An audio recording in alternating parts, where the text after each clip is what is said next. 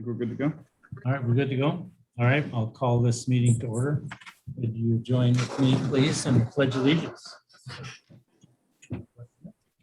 Pledge Allegiance to the flag of the United States of America and to the republic for which it stands, one nation, under God, indivisible, with liberty and justice for all. Thank you. Then our city clerk, Kathy, can you do roll call for us, please? Happy to. Mayor McGowan. Here. Matthew Lund, Present. John Blondo, Here. Rustin Weaver, I see is absent. Stephen Harper, Present. Mickey Holtz, Here. Beth Williams, I think absent. She has to work, is that right? She said? I think Probably. so. Yeah. Yes. Yes. Then Ken Ratliff. I'm here. Okay, there you go. So do I have a motion to excuse the absent? So moved. Second.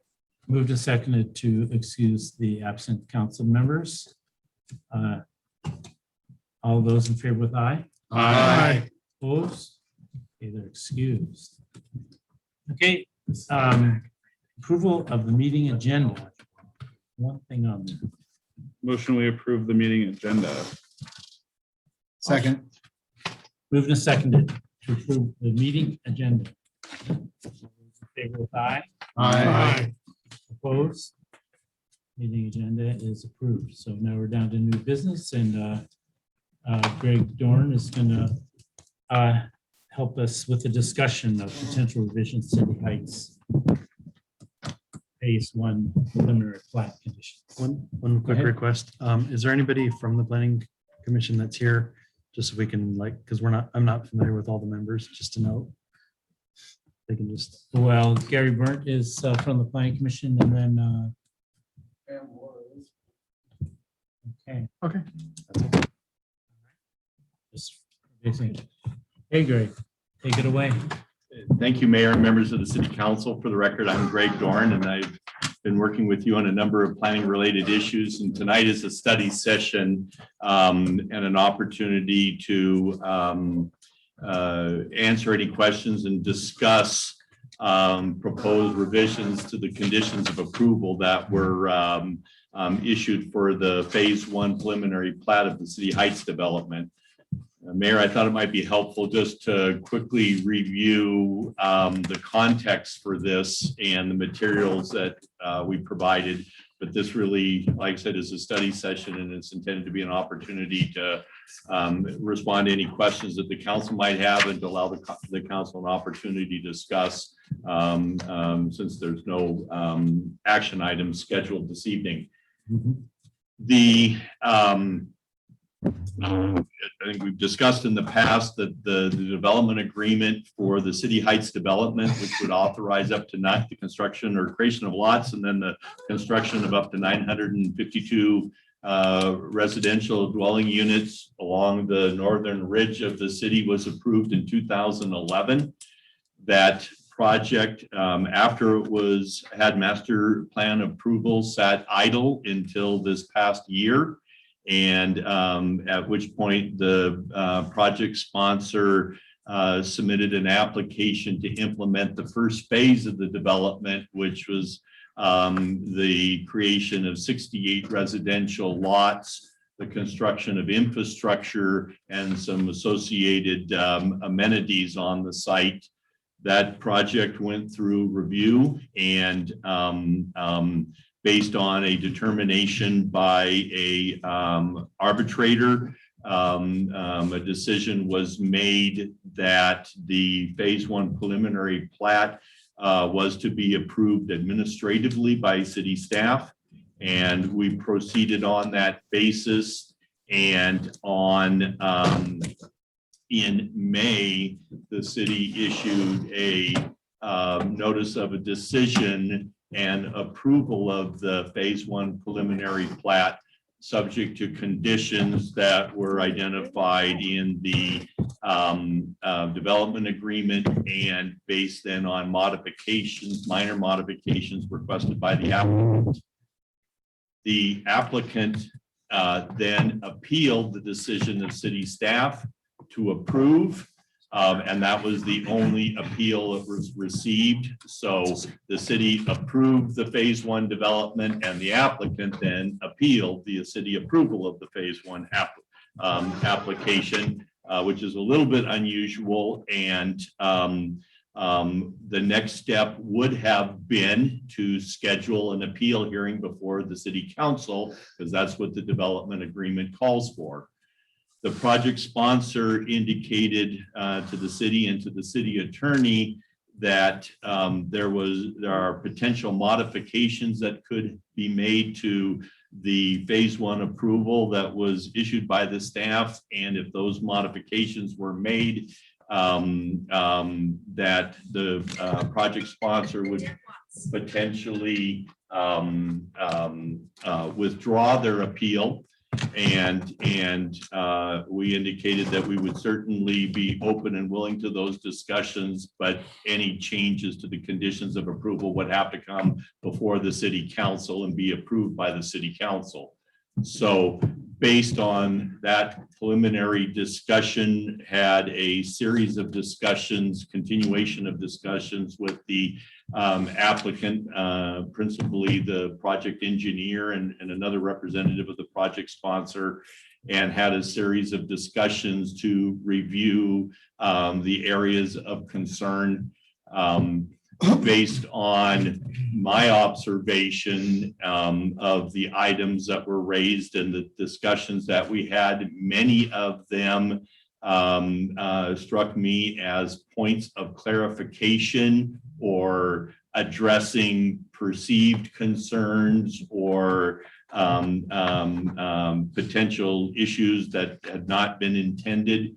So as we discussed, I felt, at least as the principal author, that many, if not most of them, were not unreasonable and indicated they were things that I could recommend to the mayor and to the city council. But certainly it ultimately is going to be up to the council to decide. We got down to a final issue, which is oftentimes the case. The easier ones get resolved, and then you finally get to the point of the tough ones. And the last kind of issue on the table had to do with improvements to the Stafford Street corridor, which is something that we had been discussing since the very first days that we had been made aware that this project was coming back to life. And in the approval as issued by the city, we were fortunate to identify that, and why it's important to have Ben on the line. Ben was able to identify a potential funding source that could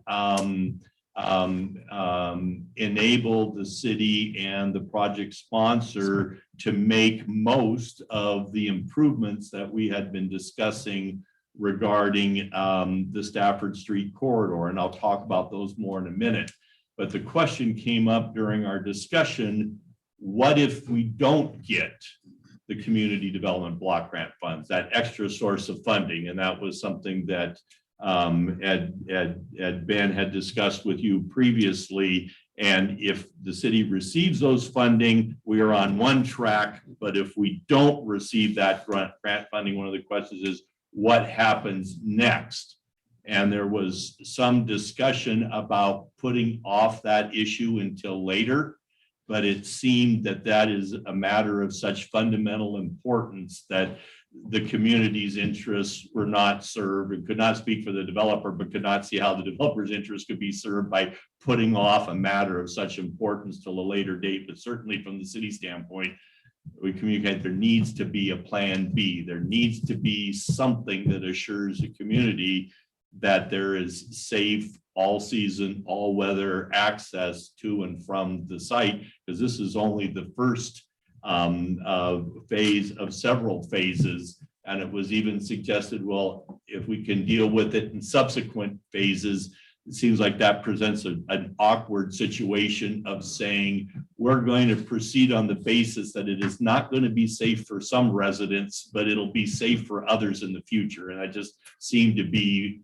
fundamentally flawed, and which is why we spent extra time on that issue and did arrive at a proposal that's in the packet that I thought might be an appropriate point to spend quite a bit of time on tonight, because the devil is in the details and would need to jump into that a little bit of detail. But there may be a path for a plan B in the event that the city doesn't receive the grant funding that would enable a level of improvements that may be more appropriate under the circumstances. So our thought was to spend time talking about that tonight.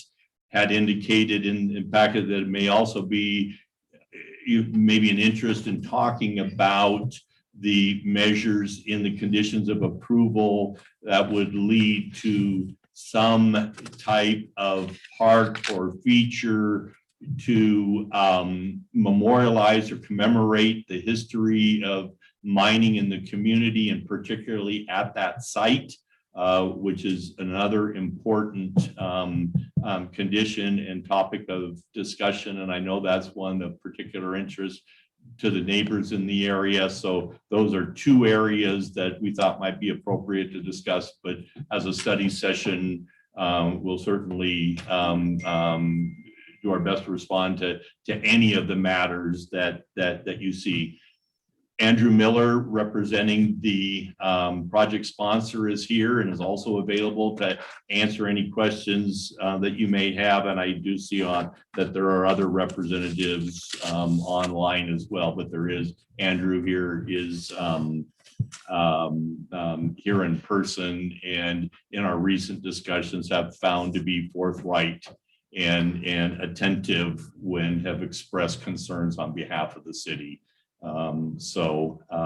With that, Mayor, I don't know if you'd like me to describe the materials in the packet or just stop to see how you'd like to proceed. I'm open to whatever you suggested just now. We could start from the beginning or jump right into the two areas you talked about. It's up to what's the council feel like doing? How do you want to proceed? I think the main issues would be the most important to spend our time on, rather than starting at the beginning. Okay, And running out of time. yeah. So there was two main issues that One question I would Okay. like to. Yeah. You mentioned the project sponsors here and that they've worked responsively with you when you brought issues, et cetera, in words to the effect that they've been above board. What I'm concerned about is that, everybody's nice and kosher at this table, but then when they're actually acting up on the hill, it's a whole other set of actors. And so what we make here has to be strong enough not to control the gentleman at the table, but the actual people building, et cetera. And many of them don't have this as their Bible of development. They're independent contractors, they're et cetera. So setting the tone, this document in a way sets the tone for them to keep grips on the contractors. And so I'm concerned that we have a document that seems to be well worded by staff. And now we have red edits that seem to weaken its force. And so I'd like to know, like right up front, what are the compelling factors that I see some of these being clarification points, but I see a lot of them being weaker language and more ambiguous language than the original in many places. And so what are the compensating factors that make it Sure. worth it? Sure. And maybe if I could respond to a couple of points and then I'll go to the final one. I think that certainly an argument can be made that actions speak louder than words. And I think we're at a point now where actions are commencing and I think that there has to be a clear and common understanding among the parties as we proceed, because trying to fix things after the fact just spends a lot of time and energy and may be too late in some respects. So I would agree wholeheartedly with your observations in that respect. And I think there are some, and we can talk about that, I think some actions that based on just recent occurrences that we need to step up and have a higher level of monitoring and observation and confirmation that things are occurring within the context of the approvals at all time. And so I think that's a very, very important item. With respect to the document itself, I say as we listen to the concerns and issues, many of them did not, as we kind of questioned, went back and forth, did not seem to be significant, but that is, one or two or three voices, and ultimately, we'll be looking for direction and guidance from you, and we'll certainly carry that message back. You may recall that in some discussions like with Suncadia, you provided direction, and we took that message back and were able to get to a better place. So anywhere throughout this process, we'll certainly do everything we can to follow your direction in that regard.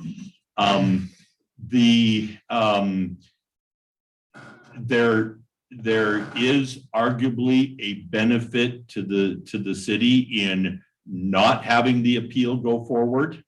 From a cost standpoint, and there is always the chance in an appeal of an adverse decision. So, those are two factors. And so part of the evaluation will be, is the certainty better, outweigh the risks or costs associated with the uncertainty? And that will be something to weigh and to balance. So that's one thing.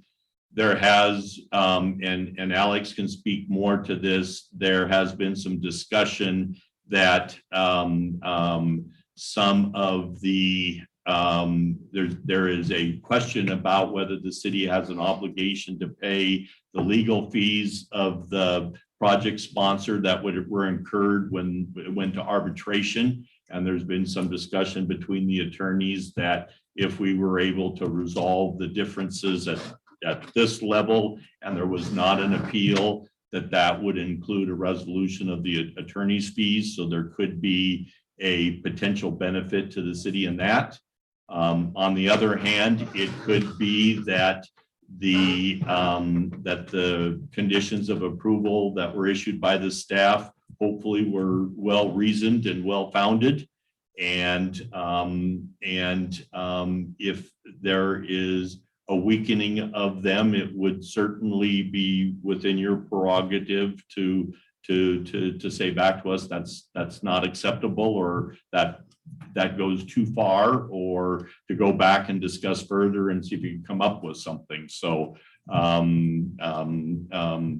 if we felt, and in discussing with the mayor and the city attorney, that we were close enough to bring it to the council, we wouldn't bring something to the council that we didn't think was good for the city, but is it appropriate under the circumstances? That rests with you, and we're going to work with you to make sure we figure that out.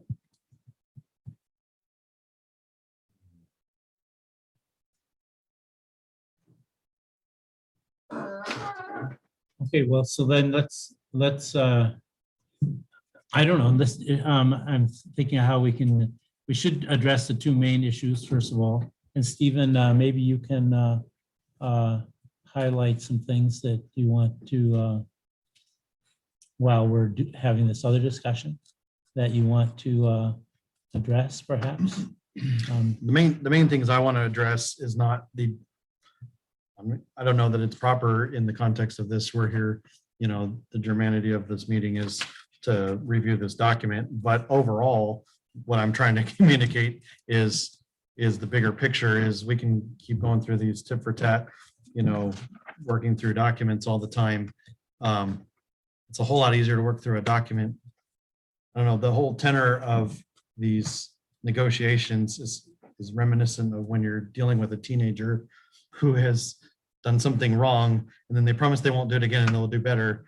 And rather than like being the oversight body that we're supposed to be in creating hard, fast standards, we're creating malleable negotiations. And I don't think we're setting a good tone for future developments. That's my main concern. The details of these other things, I think we can work through as a council, and certainly, and may or may not, see much edits of this document. But my main concerns are not with the little details of this document, although they are grave. It's that will set the tone by how we review this document for future appeals and approvals and et cetera.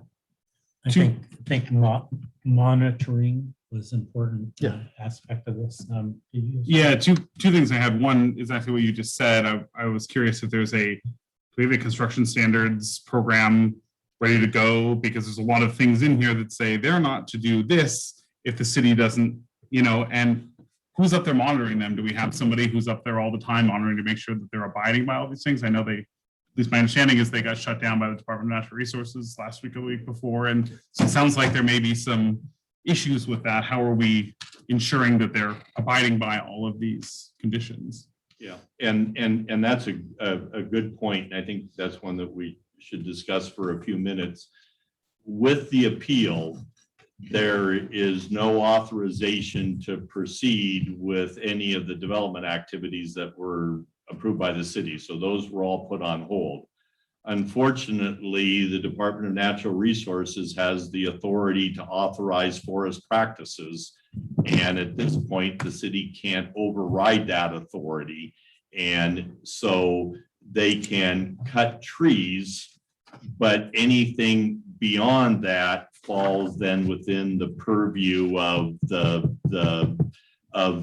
development activities that the city has approved. And so one could argue that it's kind of nonsensical to say that the cutting of trees is separate and distinct from the whole rest of the process. But Department of Natural Resources has authorized that.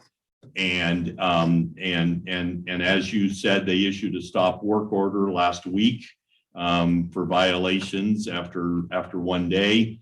The city was told that they would not reinstate the forestry activities until the city was consulted and was included in the discussion of remediation. And then we got calls this morning from the neighbors saying that DNR had authorized the activities to start. So DNR did not follow through on the communications they had with the city to consult with the city before issuing it. We did call DNR last Friday based on information provided by the neighbors to report that when the contractor left the site, they did not secure the site, did not lock the gate. And I know that DNR representatives were on the site Friday afternoon. And I know they also reported back that there was a number of individuals up on the private property recreating, and that there was a group of individuals there that was shooting handguns. And so we were able to get a hold of a representative of the project sponsor and tell them that the site was unsecured and it needed to be secured. And that was not a law enforcement responsibility of the city. That was a responsibility of the project sponsor.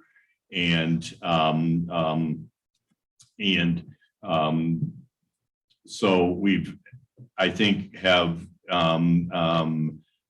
a number of concerns about how the forestry activities are being monitored. And based on that and conversations with the mayor, the city has retained the services of a forester that's going to be on site tomorrow and will be monitoring on behalf of the city. We can't issue stop work orders for work that's authorized by DNR, but we can be there and have our eyes on it. And if there is anything that is happening that is not consistent with the DNR order, we have somebody that can communicate with DNR immediately. So we're going to significantly step up the city monitoring monitoring efforts, even though they are outside the purview of the city at this point. We've been told that they're going to issue an abatement order for the slash, and which would require the project sponsor to develop a plan for managing the slash so that it is not a threat to the site. And we intend to follow up with Department of Natural Resources on that. So we have right now kind of issues with Department of Natural Resources, issue with the project sponsor and the activities. And the takeaway from that is that we have to significantly step up the efforts and not rely on others to make sure that when it comes to the public safety, things are being done right. We did get a call from the neighbors today reporting that some of the further conditions of approval imposed by DNR did not appear to be met, and we've turned that over to DNR, and we'll follow up first thing in the morning to see what they intend to do about in compliance. But like I said, we will have a city representative on site tomorrow to directly monitor. So quick question along those lines. We have a fire chief, we have a fire code, and none of, from my understanding in legal theory, none of this permittation that they're being given by the Department of Natural Resources supersedes those codes or his judgment calls. He can look at any activity in the city. That's my general understanding, is that the fire chief has the ability at his discretion to look at any activity, and if he deems it to be a fire hazard, to declare it illegal, or to basically the equivalent of a stop order. Not that I don't see that that's happened. Is my understanding correct? We're talking about a fight with the state agency here. No, I'm asking, their permittation does not Is preclude our, permutation a word? well, permission, whatever they are permitting it to happen. But what I'm asking is, does their permits override municipal code? I believe it does. Maybe legal counsel Yeah, can speak to that. This is Yeah. Best Practices Act, and Assistant Attorney. Alex? Good evening. Just to answer Councilmember Harper's question, if we can tie a violation to the code, to a code section or regulation, they will have to follow that code or regulation. So if Chief Mills finds something that's in violation, we would let City Heights know. And I've had conversations with their attorney. They understand that they have codes to follow, and they intend to do so. So, Greg, I guess one of the questions I have then is, so we Thank you, just, Alex. oh, thank you, Alex. Yeah, sorry. Thank you. So in here, there's something that says trees in diameter, with a diameter in excess of 30 inches, blah, blah, blah. So can we not actually, this is in here, but can we not enforce that then if DNR is responsible for that and we are not? Those may be violations of the development agreement. There could be a number of things that they've done that have been authorized by DNR that may be a violation of the development agreement, depending on the outcome of this. And if there is, we've already discussed with the city attorney what we have to do to trigger that. So even though they're permitted, I'm not gonna use that word, that may be wrong, but even though they're permitted by DNR, if they're in violation of the development agreement, then there will be a path. it doesn't override the development agreement. Yet the development agreement still stands. Okay, thank you.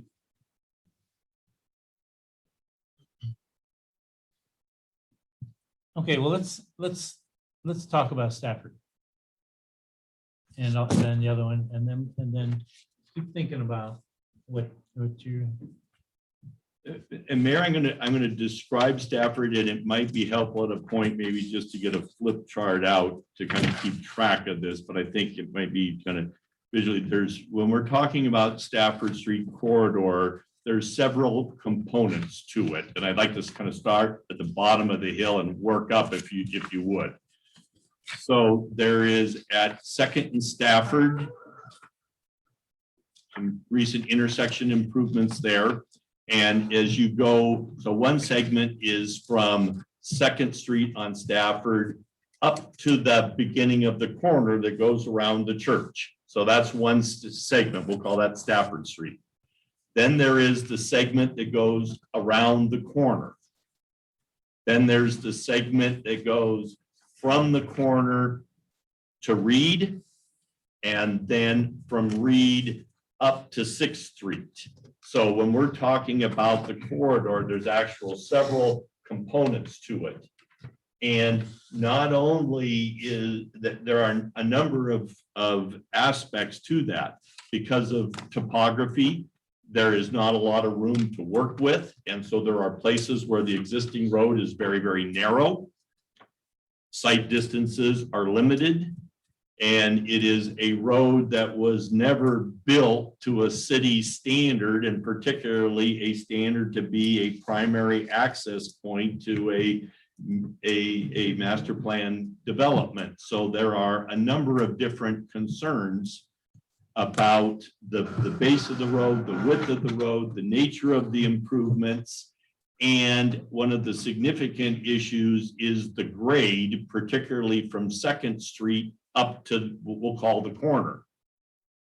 And that's important because that grade at 14% or 15% or between 14 and 15%, the fire code says 10%, and the city has raised that to 11% grade. But whether it's 10 or whether it's 11, 12, 13, and 14 exceeds that and creates a situation where fire trucks and other emergency vehicles may not be able to get up and down the hill in certain weather conditions. Not to mention school buses. And not to mention school buses, and they are roads that would be weight restricted, which would also mean that for significant portions of the year, there would be no access for building materials, construction equipment, and the like. And so that is a significant issue.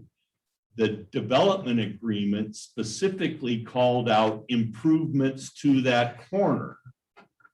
But one of the things about that is that improvements to a corner that is served by an excessive grade, that doesn't help. I mean, it partially helps, but it's kind of like a partial fence.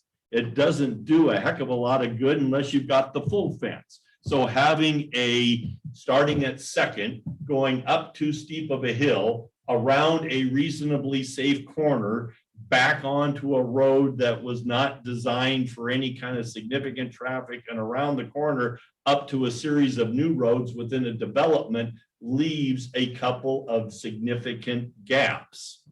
And in order for those corner improvements to have value, the grade has to be lowered going around that corner. And that would then accommodate lowering the grade to get to the corner, and then would be the basis of a number of other improvements. Then you add in one other factor, that if you're going to be making improvements like that, if there's a city water main that happens to be very, very old, that's in the section of road up by the corner, it makes no sense to make improvements without replacing the water main. That's just something that is routinely done in public works projects. If you're going to tear up the street, you make sure that what's in the ground is in good condition, so you're not turning around and tearing something up later.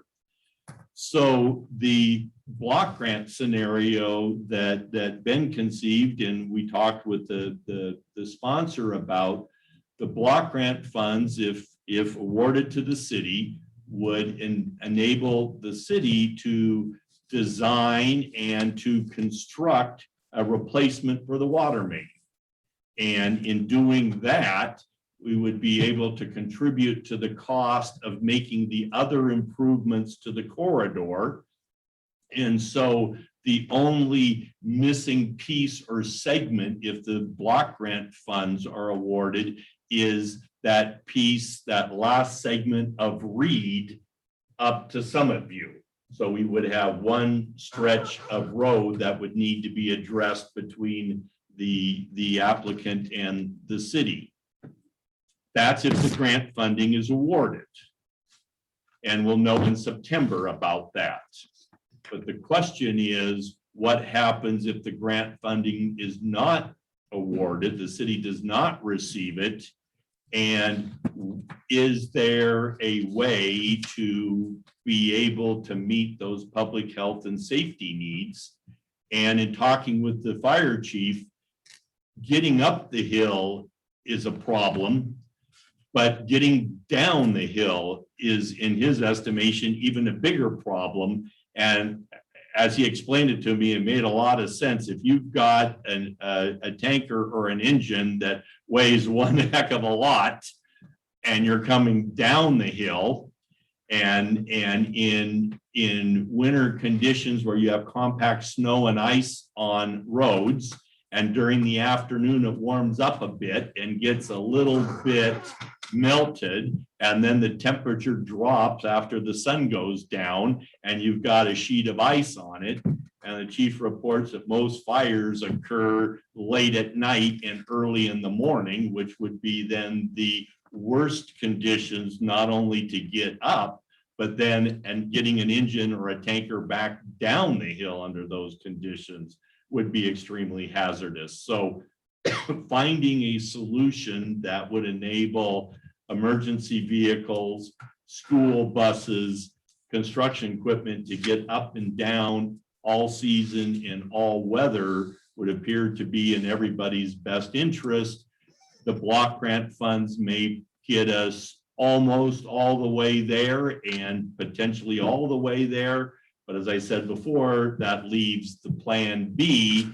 And one suggestion was, well, let's just go ahead and get started and we'll deal with plan B when we get there. That is not something that we can recommend to you.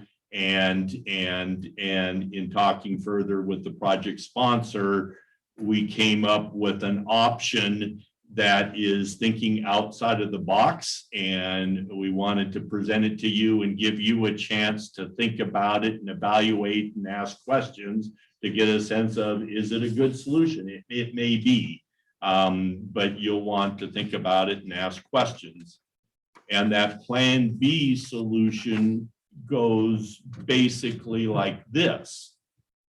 The concern is about the cost of lowering the grade within the Stafford Street corridor. That's apparently a significant cost item, and that I'm not an engineer. Ben can weigh in on that, but that doesn't surprise me. That kind of makes sense that you have to lower it at the beginning to get all the way up. So one scenario would be to, even if we don't get the block grant funds, to still proceed with the design that we had discussed under the block grant funds, but that the project sponsor would be responsible not just for the share that the project sponsor had committed to under the grant application, but also to either pay for the portion that was to be funded by block grant funds, or perhaps an argument could be made that since the water main needs to be improved and the water main is not tied to the City Heights project per se, it's tied to the fact that the street is being replaced, that a fair share distribution of the portion that's not funded by the block grant funds would be for the city to pay for the design and construction of the water main portion, and the project sponsor then would be responsible for the street improvements, which would roughly divide that $800,000 in half between the two. So under that scenario, the project sponsor would be paying about $800,000, and the city potentially would be paying about $400,000 for water system improvements. But those two together would get us to the $1.2 million, which is the budgeted amount under block grant. So that's an alternative, is basically split the cost if the block grant funds aren't forthcoming. The project sponsor then has added another idea and option, which is that they would still make improvements to Stafford Street, but they would not lower the grade to Stafford Street. So that would mean that Stafford Street would have an improved base, would improved width, safety features like guardrails and lighting, but it would still be too steep for emergency vehicles under certain weather conditions. And what the applicant has proposed to do is to build a road from Summit View over and connect with Montgomery, and that there would be there would only be short segments that would exceed 11% up to 12%, which is what the development agreement allows for within City Heights.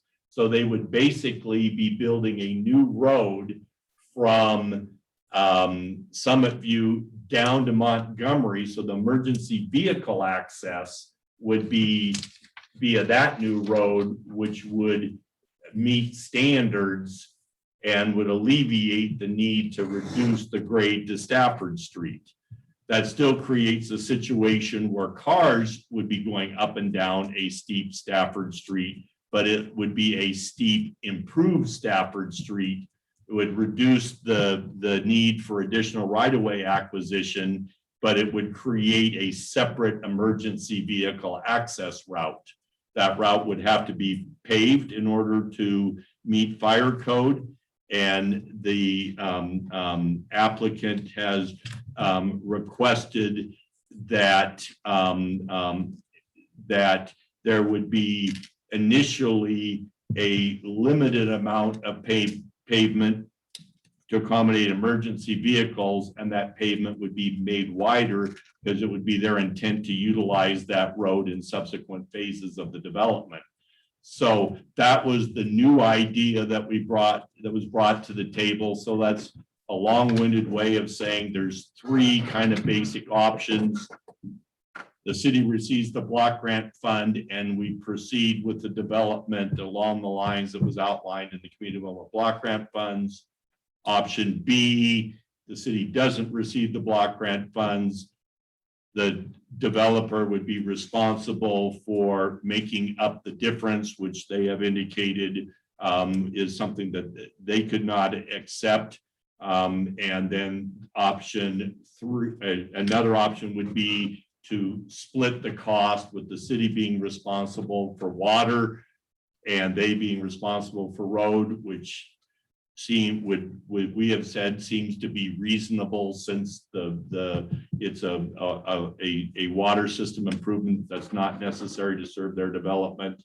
And then the final option is this new emergency vehicle route that would serve starting with the first phase of the site and then would evolve into the second required point of access to serve subsequent phases of development. So those are the options that are on the table right now.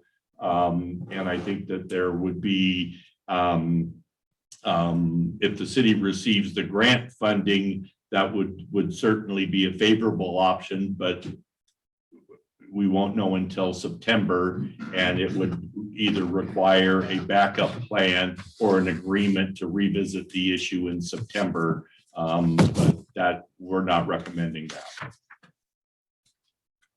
So I know that's a lot of information. That's why I wanted to have this study session, and we'll certainly kind of answer any immediate questions you have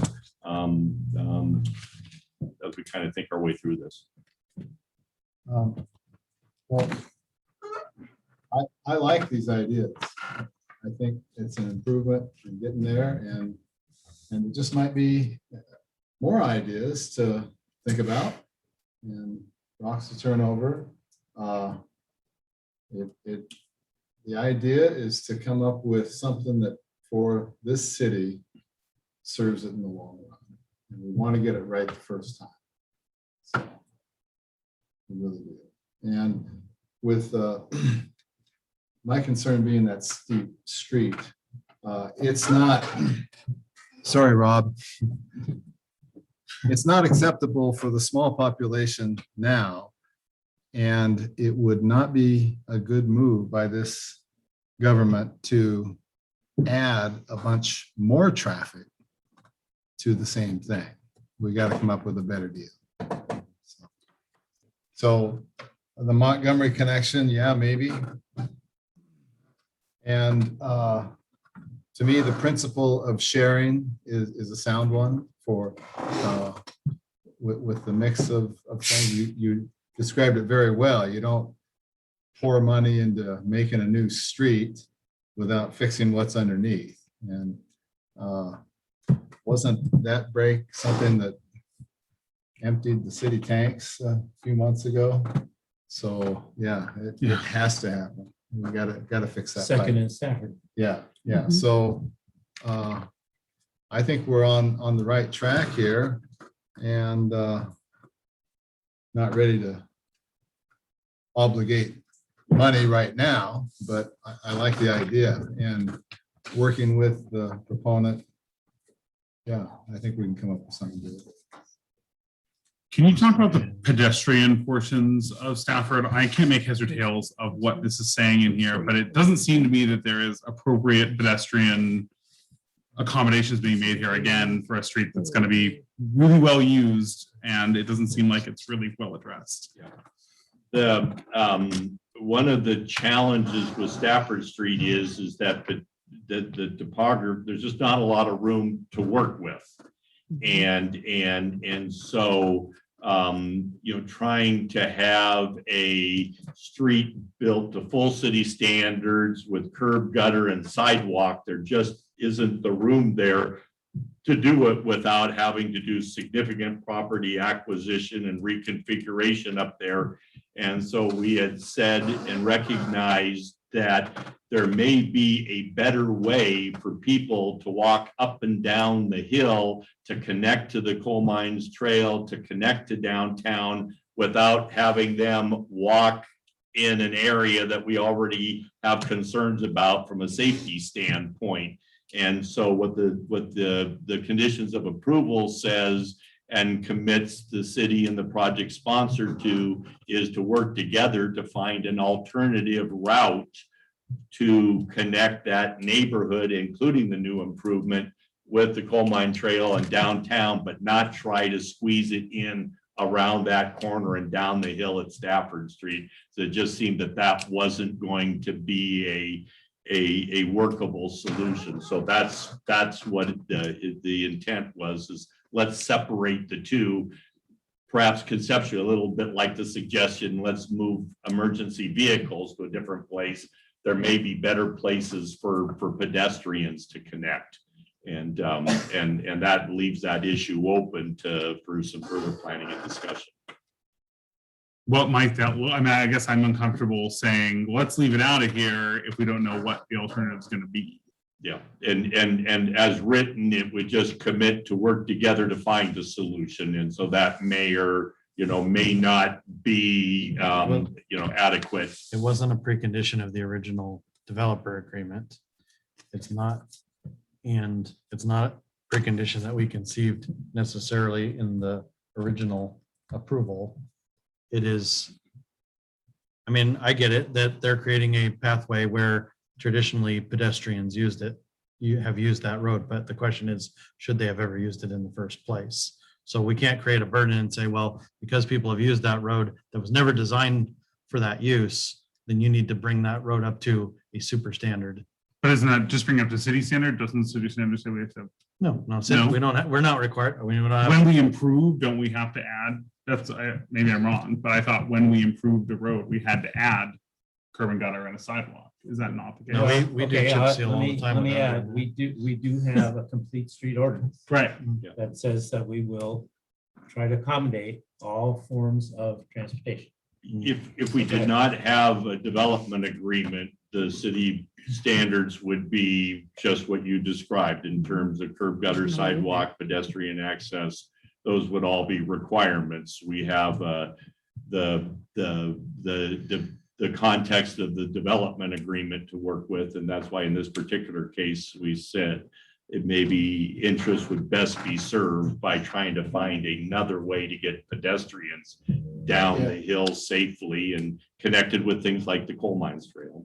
Yeah, the curb gutter road standard, it works anywhere there's flat ground. But when Sure, you get up I on get the that. hill, it's like, okay, let's take care of the function, but not necessarily. the- I'm less concerned about the curb gutter, more about the sidewalk. I guess I'm just getting Yeah, at but I mean. the safe routes to sidewalk schools. might- Like we got kids that need to. Right, Well, and that, we might have a separate route. yeah, at present, I can tell you in actuality, there is a route that my kids take, and it's not Stafford Street to get up there. There are other legal routes at present, and they could certainly be. But are we approved by talking the state. trails or are we talking streets? I guess that's what I'm trying to get No, at. we're What the ta- alternative is. We're talking trails that could I think with a little bit of ingenuity could easily be made into, ADA compatible paths. Yeah. And we have just recently acquired that property. Right, Trailer, speaking of, we do own that. Yeah. So there, I mean, that is a pedestrian way. It's not one that you walk on a sidewalk. But we do own the potential for one. We own that. Okay. Did we look at Oaks as an option? It's not a better option really, but it's an option. No, the tie on Montgomery goes up above all the houses. But Okay. there's another rock to turn over that Beth brought up that might be worth looking at. It's a little bit We've- wider. It's a, We've already Yeah. negotiated, we already have And a it's an developer. established I understand neighborhood Too. But yeah, sorry, we're having two separate Yeah. conversations. I'm sorry. Go ahead. We've created a developer agreement that, and even in the revisions that they're asking for on like point 34, it makes it very clear that Stafford, whether you think conceptually it should be or not, it is the main path of egress into that area. And so we're all trying to figure out not what's another path necessarily, but how, because I can tell you, construction trucks are not going to go to Montgomery and take a dirt road to get up there. They're already up there in mass, taking that corner as fast as they can up and down it. And so focusing on an alternate path is not going to lead to the safety of citizens. Figuring out how to get this path ironed out is what's going to do it, because you're not going to have construction crews take that wide route. Yeah, we have to figure out what's a fair and just way to do it. We've all seen that. Yeah. They're told to go truck drivers, don't go here, go there. Oh, I'll go here. Yeah, and I understand that we had a situation recently where there was a truck loaded with some kind of construction material that ended up going up the hill and getting stuck, and where they were going and why, but the route they selected was not a good one. Not to belabor a point, I guess the point I'm trying to make ultimately is as we go down this path, I don't know that a trail that's not well lit, that's secluded, is a good option in placement for a sidewalk that's viewable by the road, that kids can go on and be safe. I like to think that our community is really safe and that my kids can walk up down the coal mines trail, but that may not be reality. I don't think we should replace something that is much safer with something. And with all due respect, we're not replacing that, because I think it's gonna be a lot harder fight to force them to bring that road to conditions above what they've already agreed and what we're already asking by sidewalking. I mean, I don't know of that the laws of physics would allow a sidewalkable road there without obliterating several houses and the church property. And I don't think that's in the interest of the people there. I think that, again, with ingenuity, we can create a safe path of travel when I use the word ADA, I don't mean that I don't use that lightly. ADA, and I think lighted is not a hard task either.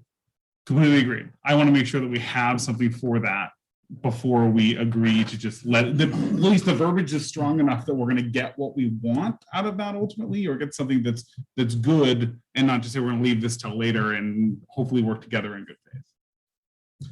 So again. So I guess real quick, I just let want me- to let me make a point though, hang on. It's sort of vague, it's in there that they'll work together. It sounds like you'd like it to be a little bit stronger language that something will be worked on. Yeah, I guess vague is what I don't love. So I just want to make sure that we're being good about I think that. that's the point. Stephen, go ahead. And just to respond, I'm all for holding people's feet to the fire on this.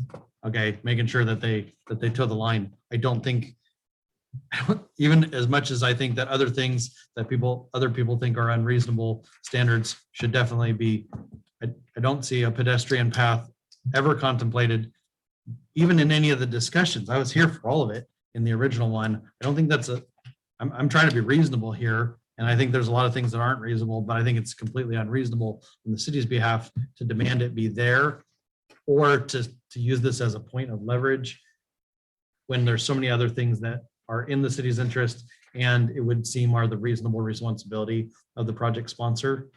So I guess this is not a hill I'm willing to die on. But there are many other hills that I am. Yeah. I just want to make sure that the hill people don't die on. That's all I'm concerned about. Okay. All right, that's it. But so far, in everything we talked about, it's never come down to the grade that is supposed to be. And you got insurance, you got everything else that's tacked on this grade, and it's gonna bite the city there.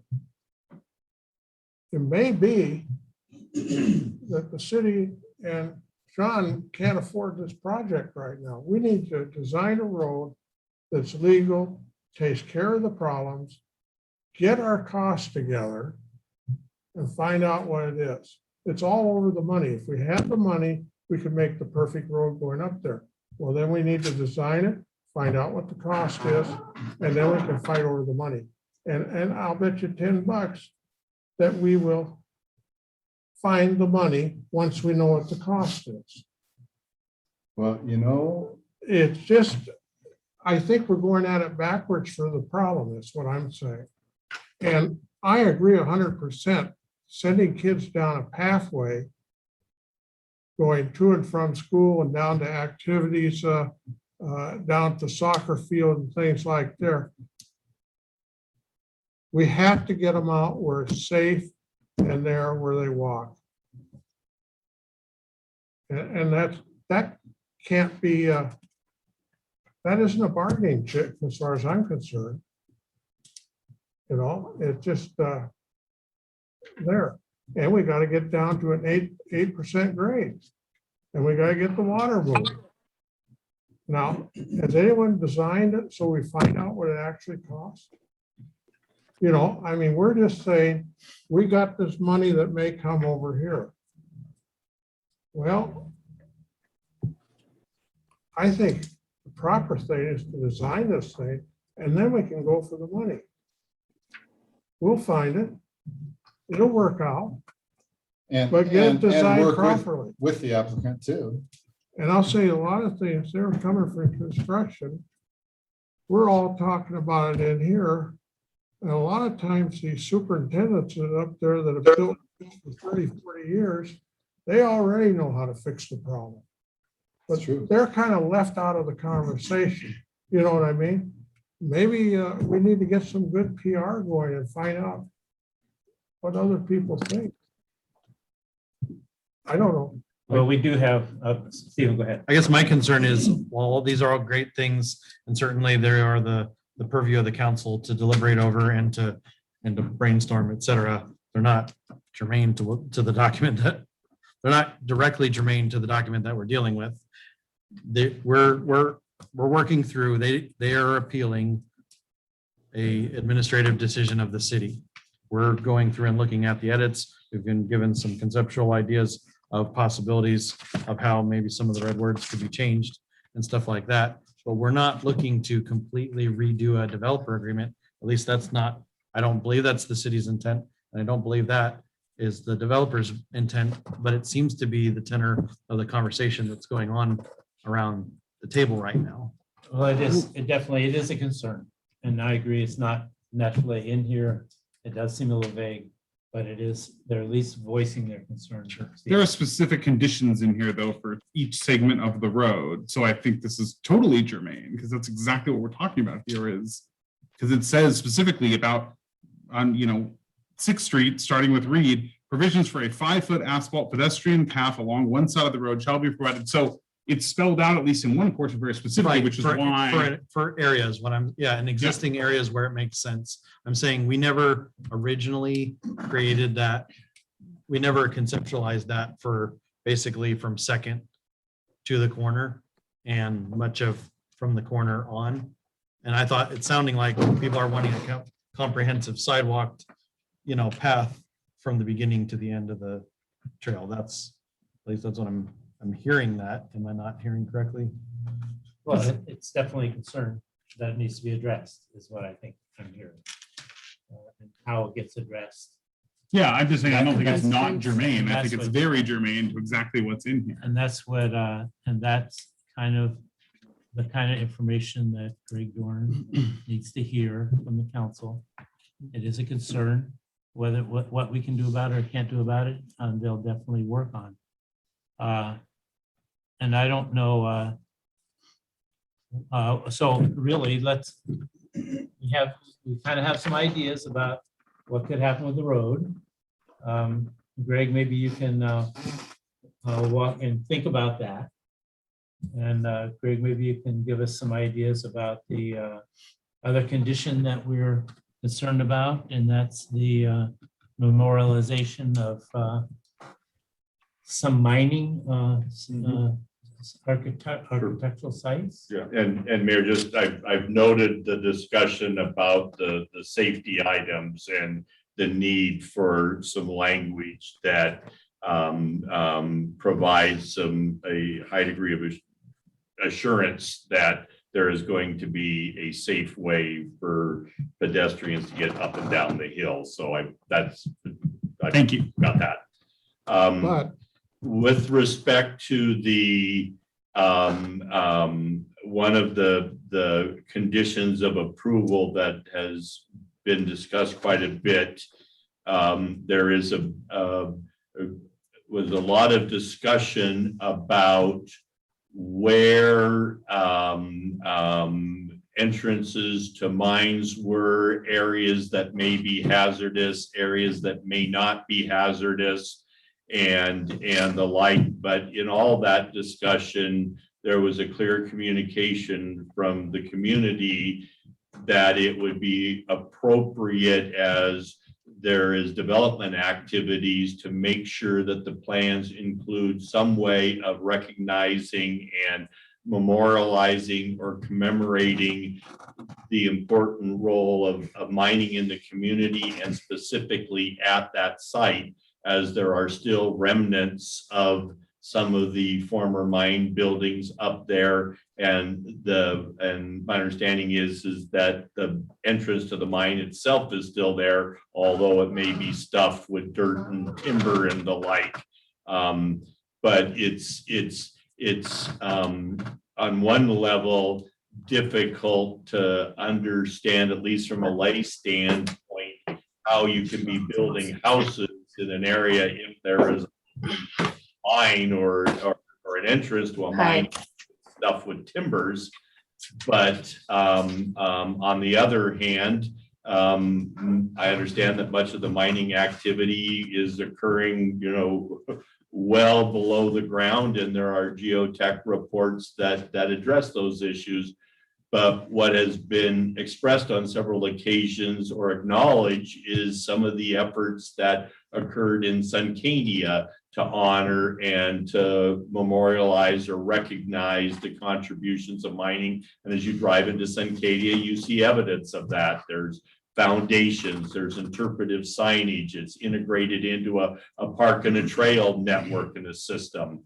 And so there may be opportunities to design something that's promote an appropriate memorial or commemoration that is also an asset from the standpoint of the development and the marketing of that development. So there's a condition that requires the project sponsor to meet with neighbors and other interested parties and arrive at a plan for memorializing those activities. And in the discussions regarding that, there were discussions regarding words like immediate, and did it mean that it had to be at the specific site, or could there be a memorial that was incorporated into a park?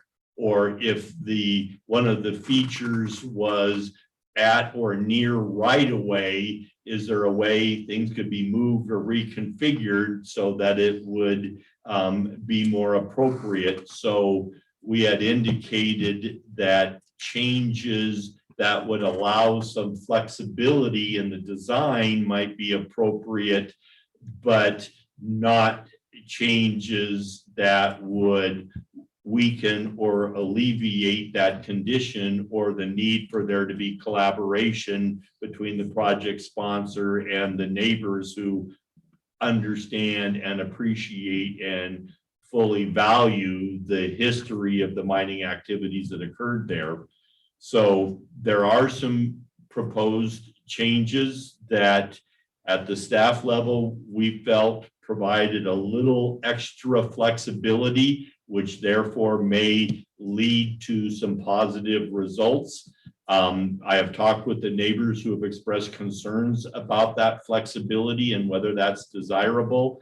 And I understand that there's going to be a meeting between the neighbors and the project sponsor on this Thursday. So I think we would have the opportunity next Monday to evaluate what those initial discussions were and get a sense of the language and the recommended modifications, if that seemed to be helping or hindering the discussions between the parties. And there may need to be corrective actions taken to those words. But the initial thought was that is a condition that had to be met, but to try to provide some options so that there could be a mutually beneficial outcome. So it was not an intent to weaken the requirement, to provide some flexibility.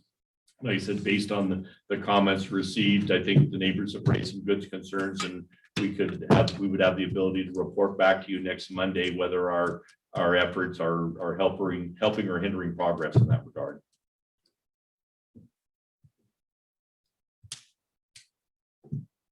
So this will be a meeting between the developer and the neighbors, and will you be a part of that also? Or? We've been asked about that, and we've said that the city certainly could be a part of that. But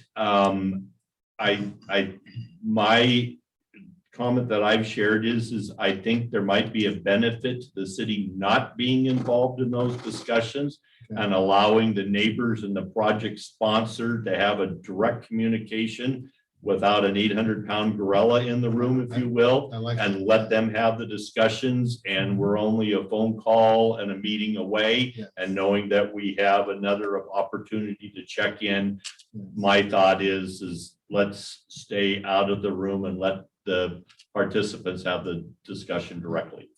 Okay. I like that. So this has been informative for me. I have an additional item I'd like to hear on.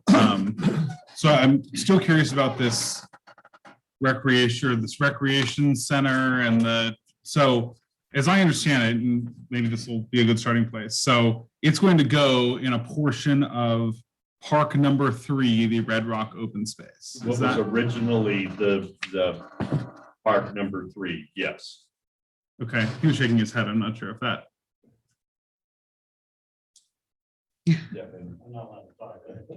I mean, I certainly. If he's disagreeing, I'm certainly interested in hearing that. If the rest of the council is, Sure. Seems like a big point of disagreement. I think the other thing too that. Can we put the map up, by the way? I think that helped the public too, to know what we're talking about.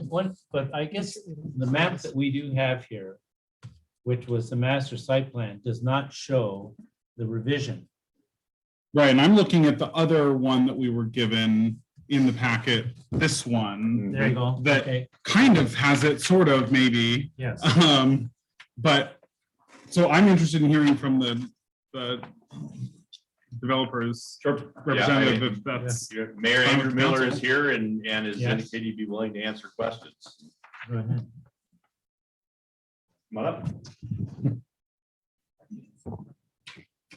So just as a point of clarification, and I do have the civil engineer zoomed in as well, but what Greg said was right, but it sounded like it led you down the wrong path.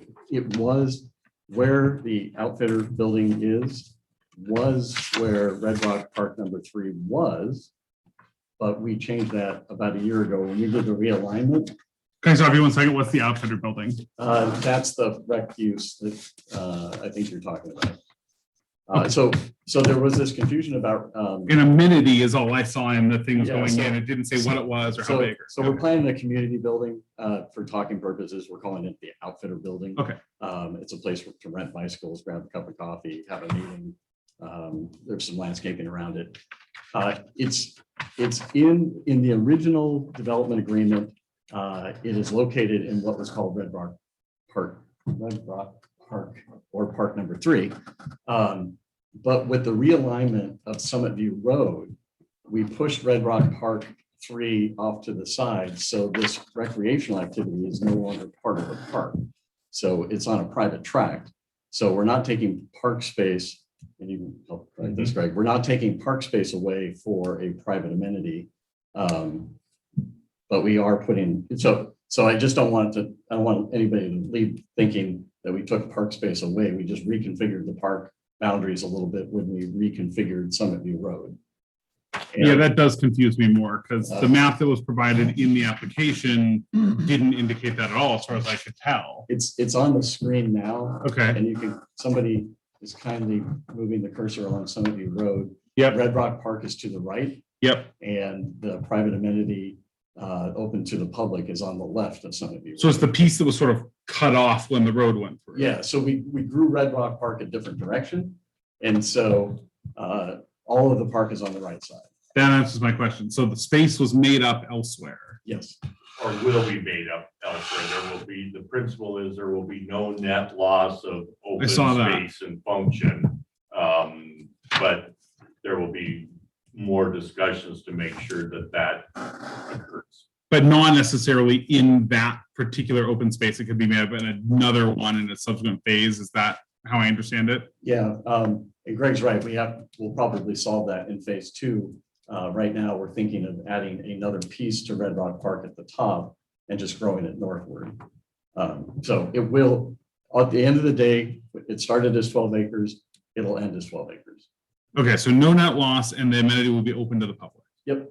Okay, that's what was very unclear earlier, and so I really appreciate the clarification. That's very helpful.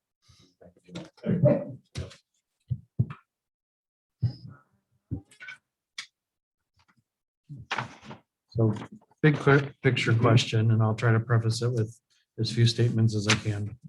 They've been issued an approval. They're appealing it. If they basically give up their appeal, then they can go along the original, with the original approval. In the event that they lose their appeal, would they then basically follow along the same path? Maybe let me try to restate it. The city has approved phase 1. And so if they withdraw, they've had since May 28th, the ability to proceed with the development according with those, with that determination. With the appeal, there is the discussions which we've been having, which would be a voluntary agreement approved by the city council that would result in the withdrawal of the appeal and some other matters that have been discussed between the attorneys. And with council approval, they would then proceed under the modified conditions of approval. In the absence of an agreement, we would then schedule an appeal hearing before the city council, and you would hear the appeal and would make a determination based on that. and your determination would be the final word unless it's appealed to Superior Court, in which case there would be a continued legal dispute. So the scenarios are proceed as approved by the city, voluntary agreement between the parties to modify the conditions of approval, or in the absence of an agreement, then the council would sit and hear the appeal and render a decision. And that would be supported by city staff and by the city attorney.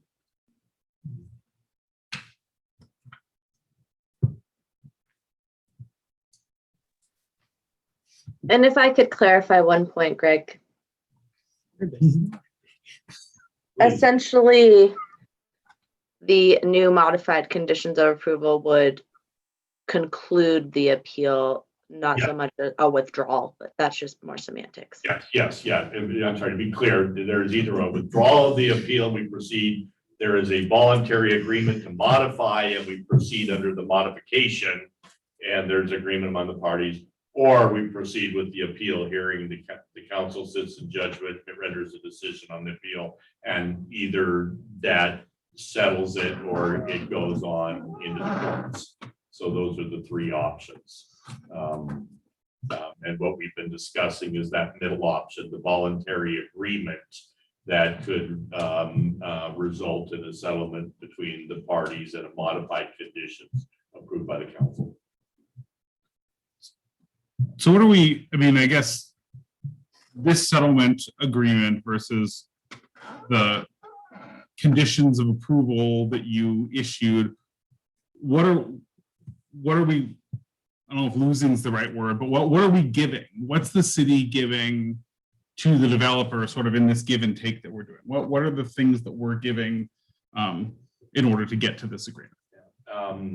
There's some clarification on language and some flexibility, like I mentioned on like the memorial. There's some flexibility without the intent of eliminating it, and the points of clarification. And then the big question is, have we come up with perhaps a solution on Stafford Street that the plan B would be either an acceptable plan B or maybe even a good plan B? So at this point, I think from a staff standpoint, it seems like we're pretty darn close to something. Where I think where we'll really have to be attentive is that the project sponsor has indicated that it's their intent to want to bond for all of the improvements that would be required for formal plat approval. The reason they would do that is it would enable them to begin to market and sell the properties in advance of the improvements being in place.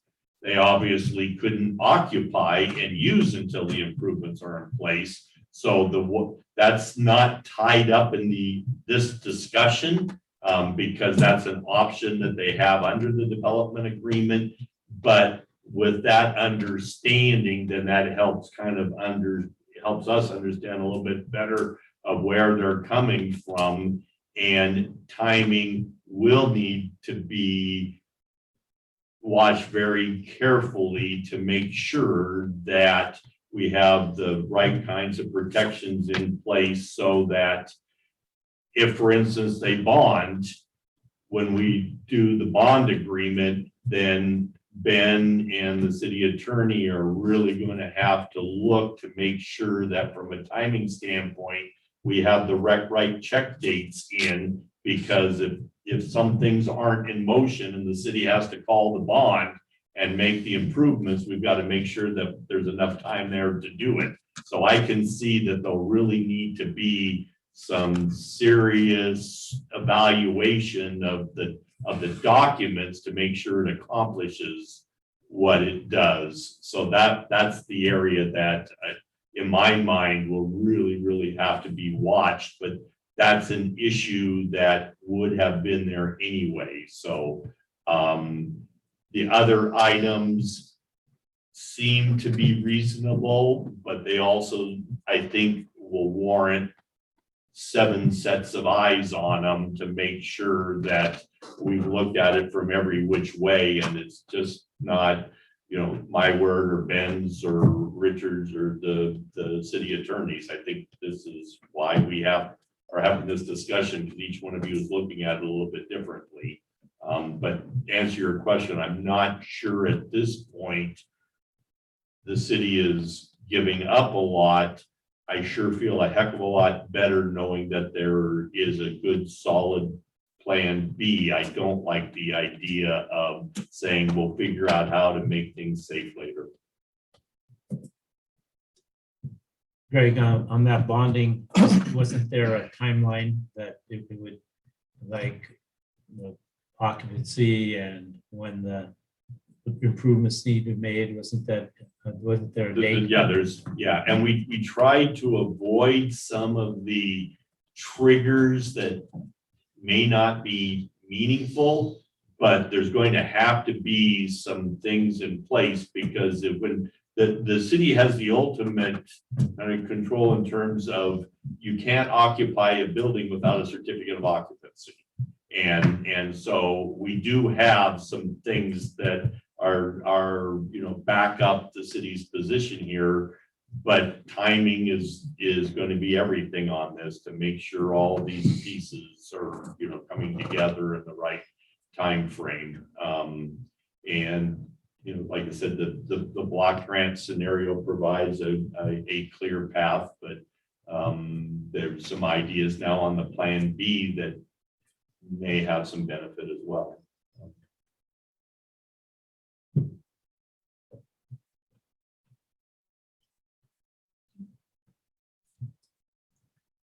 It's informative. Okay, keep thinking. What's the next step? Next step, we'll be looking at making a decision at the next. I think council we'll meeting? have something on the agenda at your next meeting, which is next Monday night. We've made notes of the discussion and the sponsor has heard those, and I would anticipate that we would have some further collaboration, and I don't know if we will have any further modifications or not, but will be on your agenda next Monday night. And we'll also be able to have a report on how the discussions went regarding with the sponsor and the neighbors. So we'll be able to report on that. In the interim, if you have other questions or thoughts, if you would let us know, we would need obviously to make sure we respond to all members of the council, but odds are if one of you has a question or would like additional information, it's something that the others of you have been thinking about as well. So if that comes up, do let us know during the coming week and we'll attempt to address that. Otherwise, we'll be on your agenda next week. For action, Or not. assuming, well, so the reason I'm asking is because assuming it's on the agenda next week, the public doesn't have an opportunity to comment on this because we don't allow comments on agenda items at our meetings. So I guess my question would be is either one, can we add a separate comment time that allows for comment on this agenda item, or B, can we leave it off for a meeting so we have the public has an opportunity to comment? I think this is a fairly important thing that I think we should allow the public time to comment before the whole council on, before we make a decision. Yeah, and I think we could do that with, you know, the citizen comment on, it is non-agenda items, but they can certainly comment on agenda items at that point in So the you're meeting. seeing having a dual time, one for general purpose comments and then one that again could be general purpose, but might be, but in timing, it would be after we have. So before we would take any action, we would open it to public comment. Yeah, I just, because I think right now, twice. as it's written on the agenda, they cannot comment on that item because it is on the agenda. So I want to make sure that there's time for the Well, public to is comment. that right? Well. Is that- I mean, that's why we- It's never stopped anybody from commenting. Well, that's fine. That's why we call it that, But right? I also, mean, but also it could be short-sighted because maybe something that's said at the dais will trigger you know. Indeed, a that's comment. And so that's why Sure. we're saying it's important to have that comment after, but before action. Yes, before action is what I'm hoping for, is that we can have comments before action. I will, Change the all right, agenda. we'll figure out how we can do it. Okay. All right. We have to be careful, okay? So I'll Okay. talk with our attorney and we'll find out how best we can go about this. All right. All right. Council, other questions or?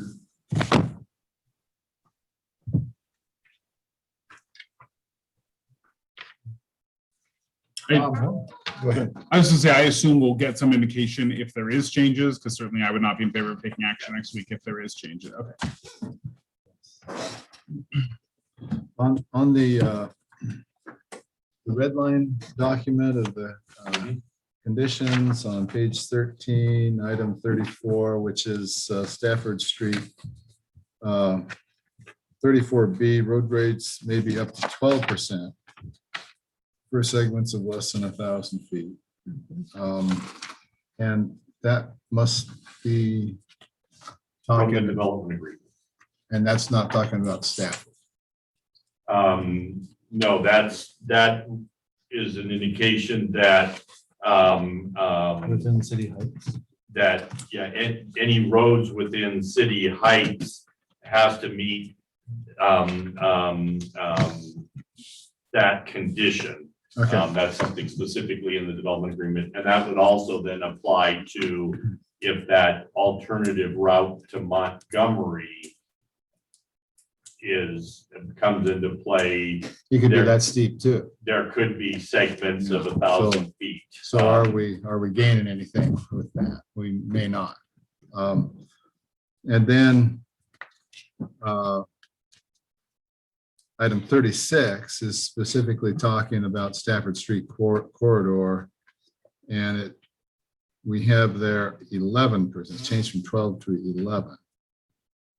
So Yeah, that is referring then to Stafford Street, and since it's not a And- part of city heights, the fire code says 10, the city code had modified it to 11%. So So- that route would provide 11%. So say that again. Where did 11 come from? The city's municipal code has modified the fire code and allows grades up to 11%. So we have. So kind of- presumably, in putting that code together, we, city, have determined that that's a safe grade for fire access and any other access we need, whether that's the case or not. Because that's what- probably the school buses can't make it up 11%. yeah. And so, yeah, So- and that's, So council, we got a hole in our standards here, so understand that. Aren't we taking up a liability when we do that? Well, of course, we're the government. We take all liability, right? Well, I know that, but I mean, we've taken an 8% and now said it can be 11%. Yeah, so my That's what comment I- is, where that's did what that I'm come getting at. from? And he's answered where it came from, the code. Who did the code? I don't know. Yeah, I mean, but My guess is we probably didn't go in an upward direction toward 11%. We were probably coming down. It says the street absence. grade shall conform in general to the natural terrain and shall not be less than 0.5% and generally not greater than 11%. So it's not like a hard and fast 11%. It's generally not greater Yeah, than the 11%. generally and fudge factor. Yeah, right. And when you're an engineer, you love those words because you can do, you can You work can within those generally do something different. Yeah. range, but because we are a little town in the Cascades and we're only at 2,000 feet and it snows at night and then it gets to 40 degrees in the day and then it freezes in the late afternoon and it's slick as can be. That's our reality here.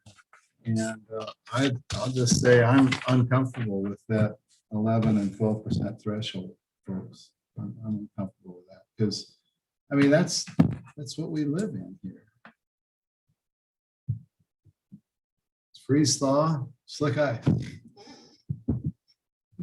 I'm generally concerned if Ken's concerned about stuff like that.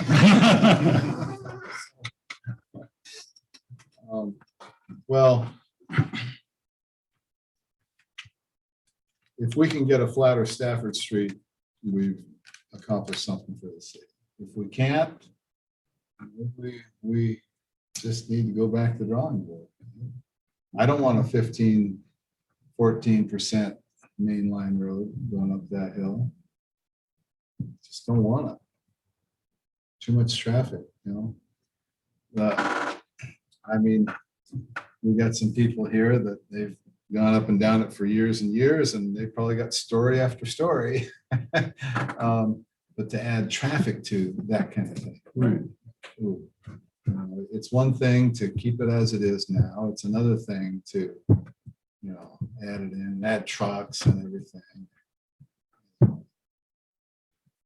I just wanted to express a concern before we're done. Any other concerns? My preference is to fix Stafford over using the Montgomery option. I mean, it'd be nice to have the Montgomery option also, to be honest, but I would like to fix Stafford.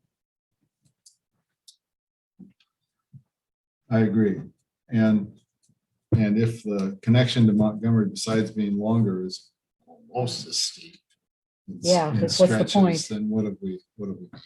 Then we're adding miles and distance to If- emergency response. If Yeah, adding Montgomery response was all 8% or less, then that'd be great. But if it's 12%. And I don't think it's unreasonable to mention also at this juncture that other contemplated passageways into other contemplated developments seem to be impossible. So it's not like, oh, if we can't figure it out here, we can't figure it out here, we'll have another spot. We are running out of spots to be able to access the development area. And so Stafford, in actuality, not just in contemplation, is the path to the development. It is not the main path, it is pretty much the path. And then others become ancillary second options that may or may not have a great use. I'm sorry. But, during the conversation, I don't know if I got it right or not, but it seems to me the grade was raised so that we didn't have to replace the water somewhere along the line going up there. And if we're there, we're gonna have to replace the water sooner or later. It's 50, 100 years old. So if we're doing it to save that, why? Get it down where it belongs and go with it. Yeah, it's hard to say what the original rationale was. No, Okay? no, It's but hard to say. I understand that, Yes. but I mean, get it down to there. I keep going through my mind is you've got insurance and bonding through the years and everything. That's the wrong grade.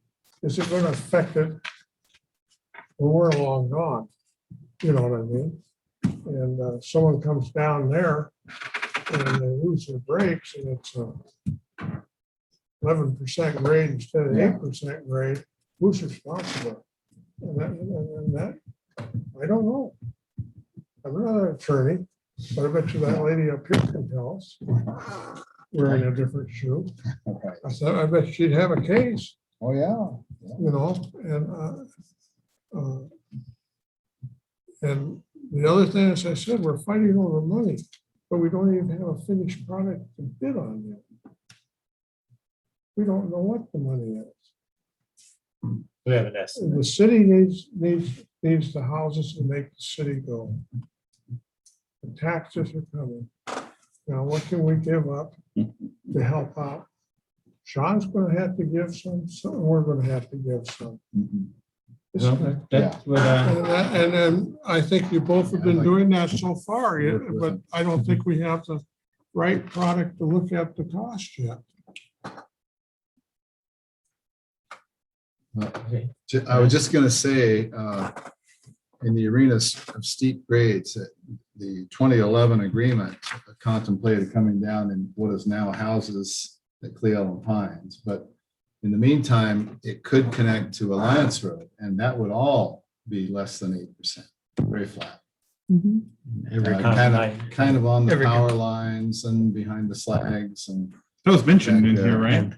Wasn't in the, I saw something. And every on Alliance person Road. hauling wooden bricks up to take that route. Well, I mean, Uh, it's safe in that way. It is a safe The- route. The reference to Alliance Road in the agreement is, or in the conditions of approval say that all of the forestry hauling and all of the movement of construction equipment and materials and supplies that has to go on Alliance Road. And so, So they're not and that's getting it. under the jurisdiction of the county, but the county has said that is acceptable. But you know, what's acceptable for, you know, hauling logs and moving construction equipment is different than what's acceptable for, you know, residential access. And there would have to be substantial improvements to Alliance Road before it could be used as a alternative access. Okay. So it's up to you, John. That's like make a motion to adjourn. Actually, somehow I could see that. Second. All in favor of that? Okay, meeting's adjourned. Thank you, council. And thank you Thank everyone you. for coming. Yes, thank you. Thank you, Greg. Yeah.